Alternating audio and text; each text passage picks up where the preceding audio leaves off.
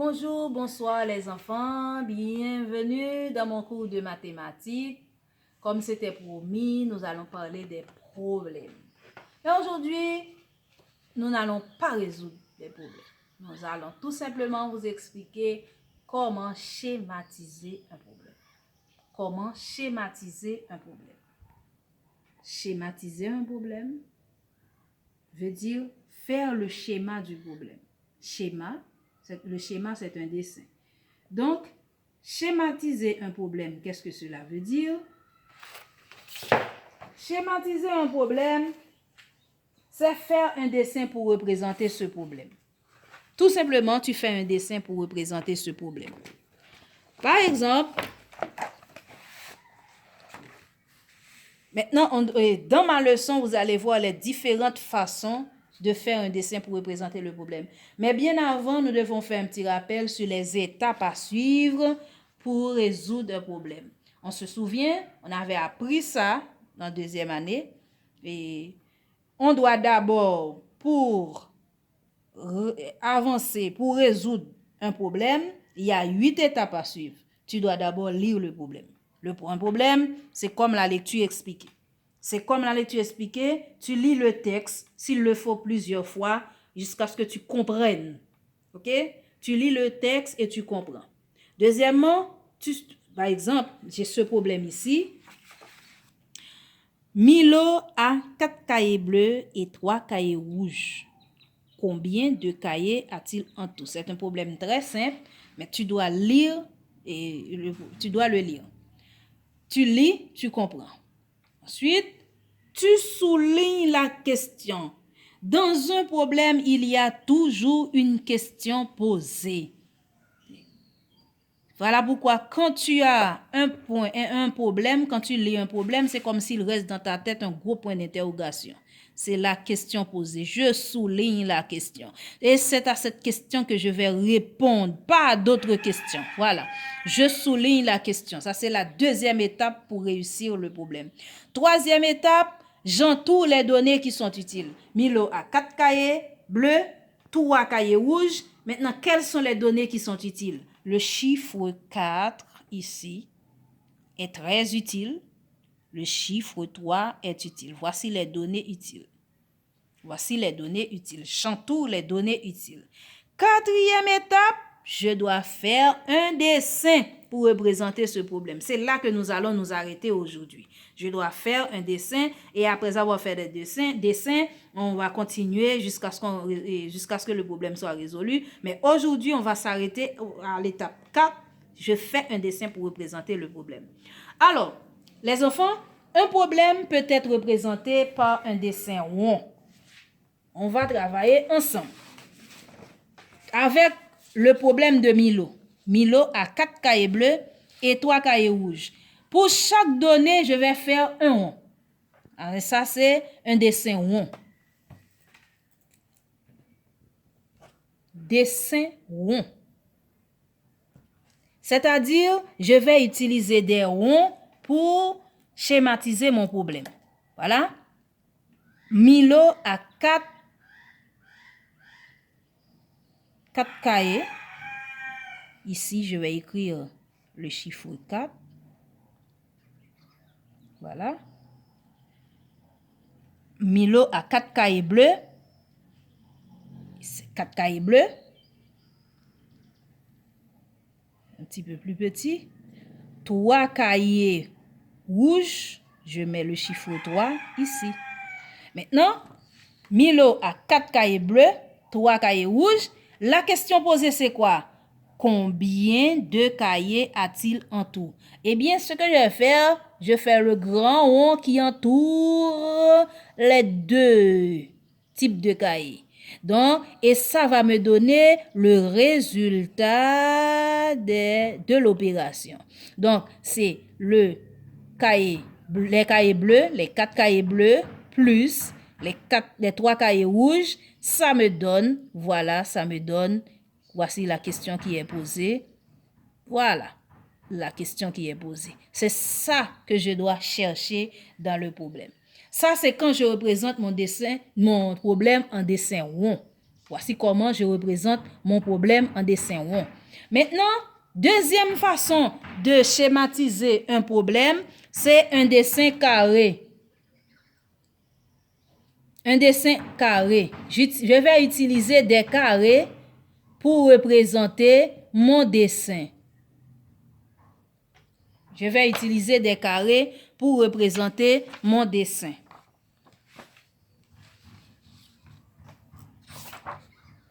OK? Alors, c'est la même chose, les enfants. La même chose. Et je fais un carré. Je fais un carré pour représenter les cahiers de... Ici, les 4 cahiers de Milo. Ça, c'est un premier cahier. Je fais un deuxième carré. Et ça, c'est les cahiers bleus, les cahiers rouges. Et je fais un grand carré. Alors, ce sont des rectangles en réalité. Je fais un grand carré pour... Voilà. Un grand carré qui entoure... Parce qu'avec l'expression en tout veut dire total, je dois faire une addition. Voilà. Voilà. Et ça, c'est la question qu'on m'a posée. Voilà. Un dessin carré. Les 4 cahiers bleus plus les 4 cahiers rouges. Voilà. Voici, ça me donne le nombre que je dois chercher. Une autre façon de représenter le problème. Maintenant, une troisième façon de représenter un problème, c'est en utilisant des lignes. Un dessin ligne.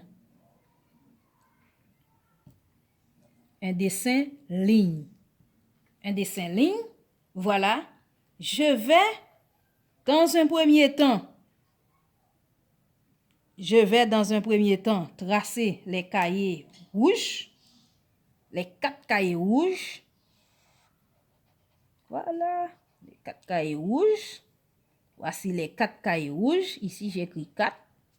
Et sur les 4 cahiers rouges, je vais ajouter les cahiers... Excusez-moi, sur les 4 cahiers bleus de Milo, je vais ajouter les cahiers bleus qui c'est 3. Et maintenant, je fais un trait. La question posée, c'est combien de cahiers a-t-il en tout? Je vais relier les deux. Voilà. Voilà. Alors, ça. Et puis là, et puis ici, je mets un petit carré où je dois mettre le nombre trouvé. Ici, ça, ce sont les cahiers bleus. Je mets le chiffre 4. Je peux enlever ça ici.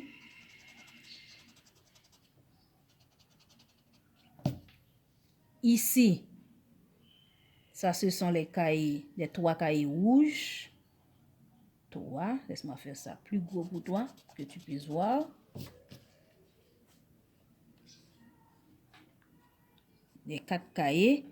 Les 4 cahiers bleus plus les 3 cahiers rouges, ça donne, laisse-moi faire plus gros pour toi. Voyez, combien de cahiers a-t-il en tout? Je fais un grand carré pour écrire ce que je ne connais pas. Donc, c'est les cahiers bleus plus les cahiers rouges, ça donne tout ce que je ne connais pas, que je garde ici. Ça s'appelle un dessin ligne. Maintenant, il y a une quatrième façon de représenter un problème en dessin, c'est quand j'utilise les traits. Les traits, les enfants. Voilà. On va voir. Et Milo a, laisse-moi écrire un dessin trait. Milo a 4 cahiers bleus. Milo a 4 cahiers bleus. Je peux écrire ici Milo. Non.